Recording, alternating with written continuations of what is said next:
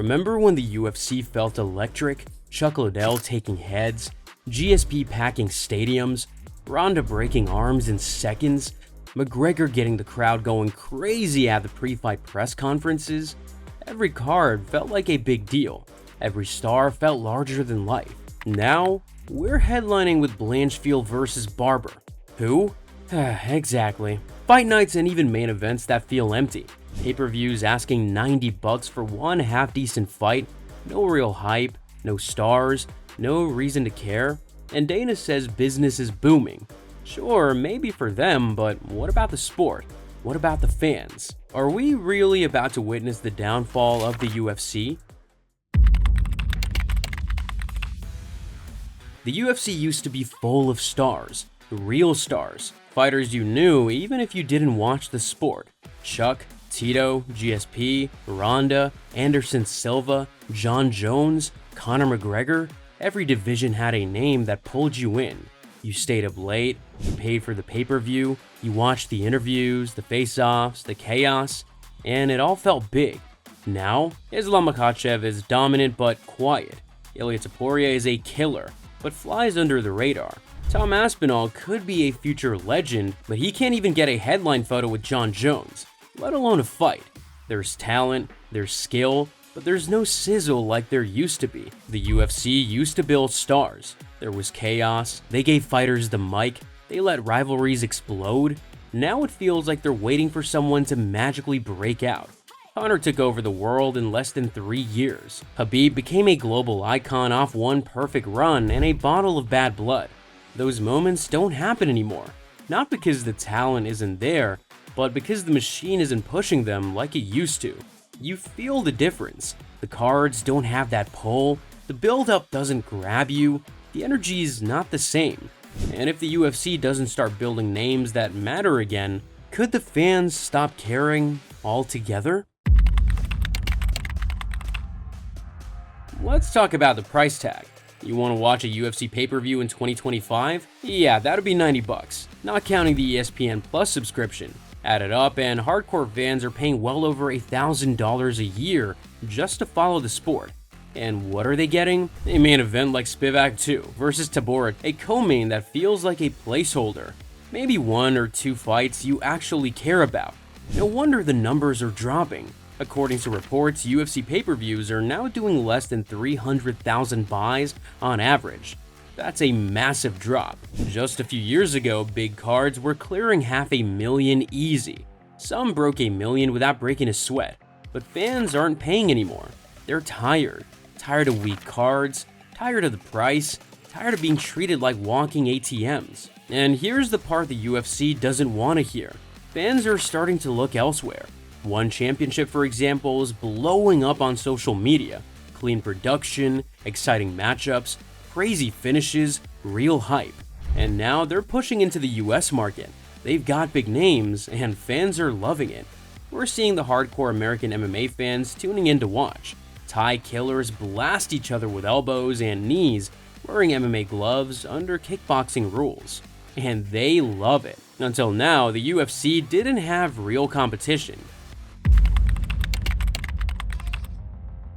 The UFC still has great fighters, no one's denying that. But look at the divisions and you start to see the cracks. Heavyweight, almost empty. Ngannou's gone, Stipe's gone. John Jones is thinking of retiring after ducking Aspinall for a couple of years. Light heavyweight, saved by Alex Pereira. Before him, it was a rotating door of injuries, vacant belts, and matchups no one cared about.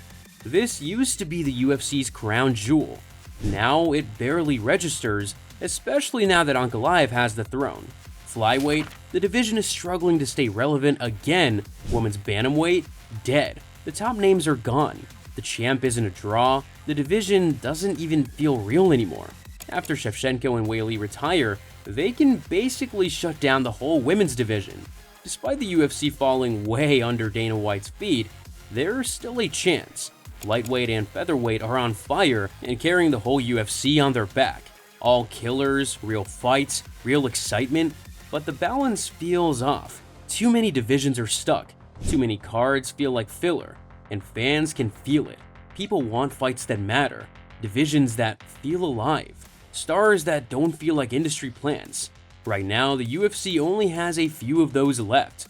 There was a time when a UFC fight night meant something. You'd get names like Cowboy Cerrone, Nate Diaz, Benson Henderson, Uriah Faber, all action fighters, real crowds, real noise. Now, the UFC puts on over 40 events a year.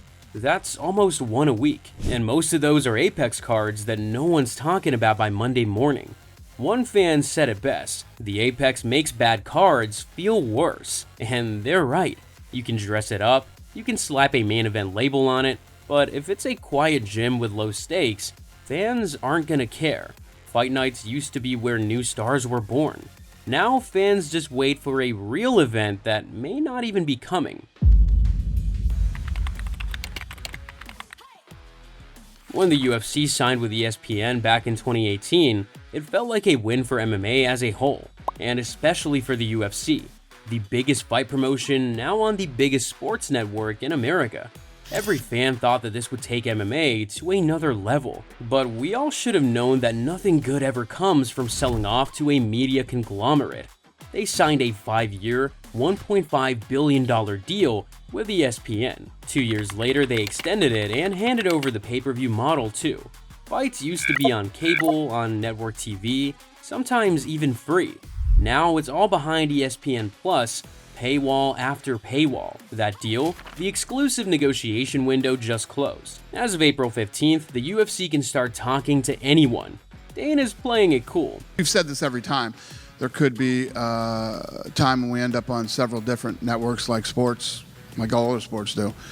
He even floated the idea of being on multiple networks like other major sports.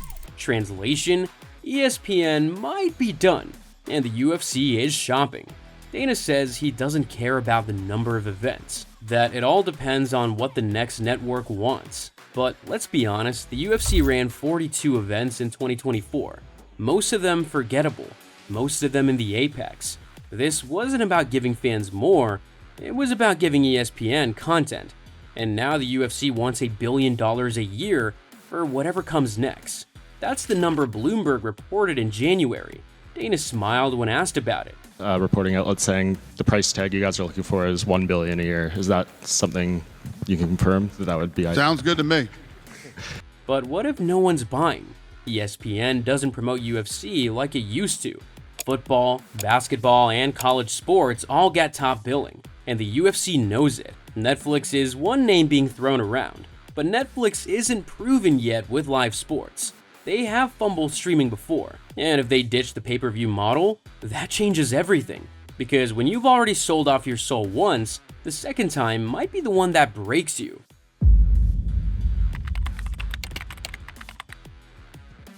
So let's call it what it is. This isn't 2016, it's not 2009. It's not even close. The stars aren't there. The divisions are lopsided. The cards are weak and the energy's off. Yes, they've had a few good pay-per-views in recent times. Yes, Pereira is a legit draw. Yes, UFC 300 delivered, but moments don't fix a decline. Meanwhile, Dana's smiling on stage, talking about $1 billion deal like everything's fine. But even he knows things are shifting. He said it himself. Maybe the UFC ends up on multiple networks, and maybe the pay-per-view model disappears. English translation, even Dana doesn't know where this is going. So to answer, is the UFC collapsing?